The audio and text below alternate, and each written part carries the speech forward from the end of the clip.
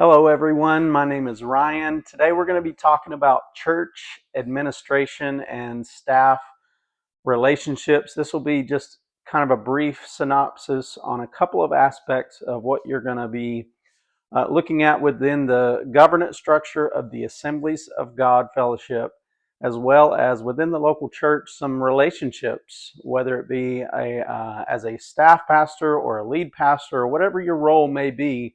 We want to touch on a couple of things that are going to impact uh, how you are able to function in the area of ministry that you're called to, and what's going to set you up to be successful in that calling and to follow what God has brought you into.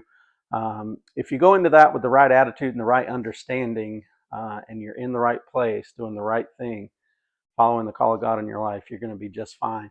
But you do need to learn some structures and governance around our fellowship, and then certainly within that local church structure that you're going to be functioning in is going to be vitally important. So, just a couple of bullet points we're going to hit today. First of all, on the governance of and within the Assemblies of God, we've got a couple of things that we want to look at. Number one, in our fellowship, you have to start at the top, and that starts with Jesus set up this thing that we call the church. And so he has to remain at the head. If we get out of line there, then everything else is going to fall apart. So we can't go into this thing as a job, it's a calling. In fact, I got some advice when I was felt called into full-time ministry from a mentor pastor, and he said, if you can do anything else and be happy, then do that. But if you're going to be unhappy doing anything else, then this calling into ministry will be so fulfilling if we'll keep Christ at the very head of what we do. So that's vitally important. You need to keep that perspective as you go throughout your life in ministry. It's going to keep you grounded. It's going to keep you doing the things that you have been called to do, that you need to be doing. And it's going to impact your life and your ministry in significant ways if we'll keep Jesus in his rightful place right at the top. So I want to make sure we're doing that.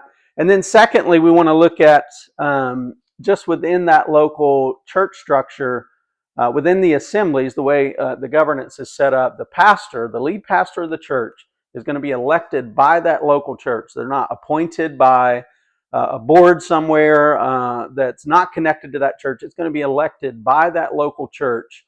There are many districts set up, and most would be set up to help the local church find their next pastor. However, that's going to be up to that local church to elect the person they feel that God has called to lead them for that next season of life and ministry. They're going to be elected by that local church. And then within our Assemblies of God, there's a couple of different affiliations for that local church.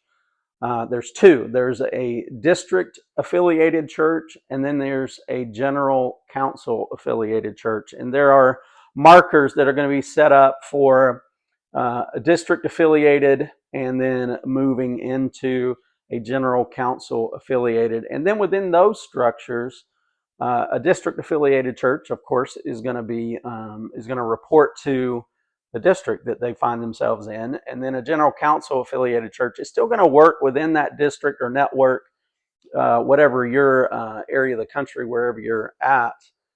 You're still going to cooperate. That's what we are, a cooperative fellowship within that district, but you are a general council affiliated church. In other words, you're going to report to the overall governance of the Assemblies of God, the General Council. So I hope that helps you understand kind of how a basic structure of how the Assemblies of God is set up. And of course, if you have questions on that, you can always go to ag.org, or your district that you are in, go to their site or get in contact with your district office and ask any of those questions that you have. They're going to be a great resource for you as you move into ministry. I want to move now kind of into some relationships, because these are going to be key for you as you move throughout your life in ministry, and understanding interpersonal relationships and the balance of what that's going to look like. You've got certain callings, and then you may work as a staff pastor under a lead pastor. that has different giftings and all of that within ministry. And you guys are going to have to find a way to mesh that together. And the Lord's going to help you with that. But certainly we need to do our part and understand our roles within whatever structure we find ourselves in. If we're a staff pastor, what our relationship looks like to the lead pastor. And then if you find yourself in a lead pastor role, you're going to have to understand how to work with your staff and how to develop them, how to encourage them, how to be their pastor. You're not just their boss. They're part of your church, so you're their pastor too. So there's a lot of things that we need to look at, but we're just going to kind of give a general overview today based on those structures. And I want to give you just some key points here on that relationship between the staff pastor to the lead pastor. What we have to understand is the lead pastor is the one that has been called to lead that church. As a staff pastor, you're called to serve that lead pastor and the vision that God's given him. As a staff pastor, God is not going to give you a vision for that church that he's not given that lead pastor. In other words, you're going to come under the authority and the leadership of that lead pastor that God has put in place, and we can't ever get that out of perspective. You may have different thoughts, different ideas. Gosh, I would do things this way or that way, but ultimately you're called to serve that individual, that male or female that has been elected as the lead pastor of that church, and we have to keep that in perspective as we go throughout our assignment as a staff pastor. It's key for you and I to maintain that right perspective and that right relationship with our lead pastor. We're called to serve the vision that God has given them, and we're going to use the gifts and talents that God has put inside of us, and you'll flourish in your calling if you'll keep that that thought in your mind, in the forefront of your mind, that I'm called to serve this individual that has been elected and called and set here as the lead by God and by this local body. That's going to be the best way that you can flourish in your assignment there.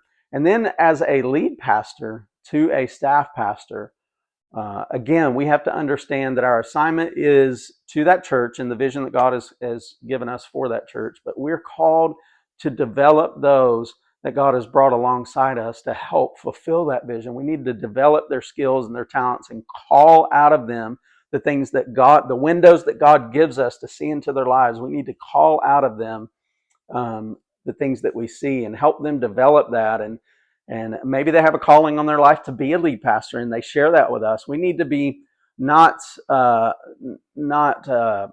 self-concerned that they're trying to take our job or anything like that. We need to be secure enough to understand that this calling is real. If there's evidence there and we believe that, then I need to do everything I can to help this individual develop into a place where they can comfortably move into that next season of ministry. And then I need to bless them and release them that God has done that.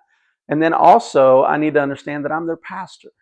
Yes, there are things that need to get done within the office structure of the church and within the life of the ministry and assignments and all those things. I need to ensure, I need to be a good manager of those things to help ensure that those things are getting done. But I also need to keep my heart right that this individual is part of my church, part of my fellowship, part of the body here, and I am called to pastor them just as I am everyone else, all the lay people in the church, ministry leaders, all of that. I am called to serve that church, and that includes the staff that God brings along to help fulfill the vision that he's given me as the lead pastor.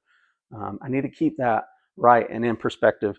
A couple of things I've already hit on. Here it is. Only the lead pastor is called to that church. Everyone else that's on staff, ministry leaders, whatever, has been called to serve the lead pastor. And then finally, you can't be a great leader until you become a great follower. If you've ever done any study into John Maxwell's laws of leadership, there's one of the laws that says we can only rise, our church will only rise to the level of leadership that we've risen to. So on a scale of 1 to 10, if we're a 6, we can't expect our church to ever be, or any of our staff to be at a level 7, 8, 9 as leaders. They're only going to rise to the level that we are. So as a leader, as a staff, or as a lead pastor, I need to be constantly developing leadership skills. I need to read books. I need to attend seminars. I need to constantly be learning and working on my skills as a leader so that those that I'm developing, I can bring them up level after level after level to set them up for success. And then obviously, as our leadership skills grow, the success that we find in ministry is going to grow as well. I hope this has helped you understand a little more about the governance within the Assemblies of God. Just remember, we've got two affiliations, either district affiliated or general council affiliated. And then more importantly, I think those are vitally important, understanding those and then plugging in. Get involved in your network or district. Get involved in those meetings. Get involved in the resources that they offer to you. Many of those leadership skills, your district or your network are putting things in place to help you. Don't get isolated. That's one of the key ways that the enemy wants to attack your life and your ministry, is to isolate you. So get plugged in to all those things. But then also understand the structure within your church, as you have folks, whether they are paid staff members or ministry leaders. You're called to develop them, but also pastor them. And then as a lead pastor, we can only expect people to lead at the level to which we've grown. So we got to constantly be learning. Just want to encourage you to continue to be hungry, to learn, dig into God's word, but also use other resources that are available to you to develop your leadership skills. And hope this has helped you in your area of ministry. And I appreciate you taking the time out of your day to watch.